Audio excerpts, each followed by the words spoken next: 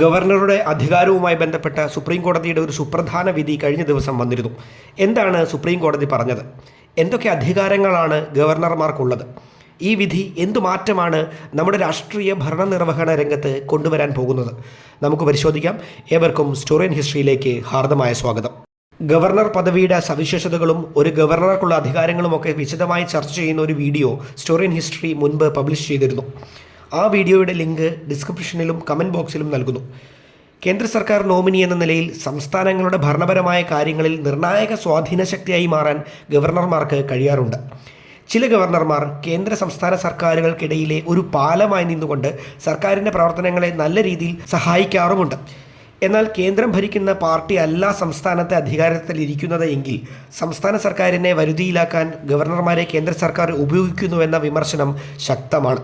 ജനങ്ങൾ തിരഞ്ഞെടുക്കുന്ന സർക്കാർ നിയമസഭയിലൂടെ പാസാക്കുന്ന ബില്ലുകൾ ഗവർണർമാർ അകാരണമായി തടഞ്ഞുവെക്കുകയും കാലതാമസം വരുത്തുകയും ചെയ്യുന്നത് പതിവായിരുന്നു. ഇത് സംസ്ഥാന സർക്കാരുകളും ഗവർണർമാരുമായുള്ള പോരിനും വഴി തുറന്നു.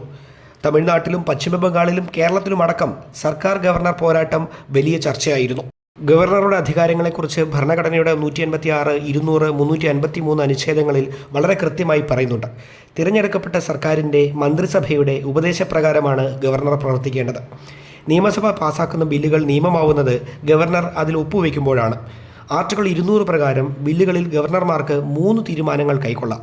ബില്ലുകൾക്ക് അനുമതി നൽകാം, അനുമതി നിഷേധിക്കാം, അതുമല്ലെങ്കിൽ രാഷ്ട്രപതിയുടെ പരിഗണനയ്ക്ക് അയക്കാം. എന്നാൽ എത്ര സമയത്തിനുള്ളിൽ ഒരു തീരുമാനമെടുക്കണമെന്ന് ഭരണഘടന നിഷ്കർഷിക്കുന്നില്ല. ആസ് സൂൺ ആസ് പോസിബിൾ, എത്രയും വേഗം എന്നു മാത്രമാണ് പറഞ്ഞിരുന്നത്.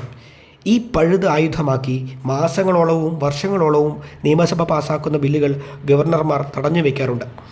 അംഗീകാരം നൽകാതെ നിയമസഭയ്ക്ക് തിരിച്ചയക്കുന്ന ബില്ലുകൾ വീണ്ടും തിരികെ എത്തിയാൽ ഗവർണർ നിർബന്ധമായും അംഗീകാരം നൽകണമെന്നാണ് വ്യവസ്ഥ. എന്നാൽ തിരികെ എത്തുന്ന ബില്ലുകൾ രാഷ്ട്രപതിക്ക് അയച്ച് വീണ്ടും വൈകിപ്പിക്കുന്നതും പതിവാണ്. ഈ പ്രശ്നങ്ങൾക്ക് ഒരു പരിഹാരം എന്ന നിലയിലാണ് ആർട്ടിക്കിൾ 200 നിർദ്ദേശങ്ങൾക്ക് സുപ്രീം കോടതി വ്യക്തത വരുത്തിയിരിക്കുന്നത്.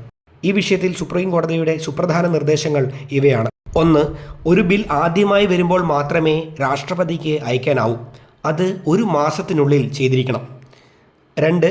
അധികാരം നൽകുന്നില്ലെങ്കിൽ 3 മാസത്തിനുള്ളിൽ അക്കാര്യം സൂചിപ്പിക്കുന്ന സന്ദേശത്തോടെ ബില്ല് തിരിച്ചയക്കണം.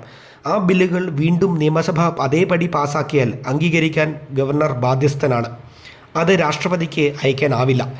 1 മാസത്തിനകം അംഗീകാരം നൽകണം. 3. നിയമസഭ വീണ്ടും പാസാക്കി അയക്കുന്ന ബില്ലുകളിൽ ഡയറക്റ്റ് വീറ്റോ അധികാരമോ പോക്കറ്റ് വീറ്റോ അധികാരമോ ഗവർണർക്ക് ഇല്ല. ഗവർണറുടെ അധികാരവുമായി ബന്ധപ്പെട്ട് നിലനിന്നിരുന്ന ഊഹാപോഹങ്ങൾക്കും അവ്യക്തതകൾക്കും വിരാമമിട്ടാണ് സുപ്രീം കോടതിയുടെ ഈ സുപ്രധാന വിധി.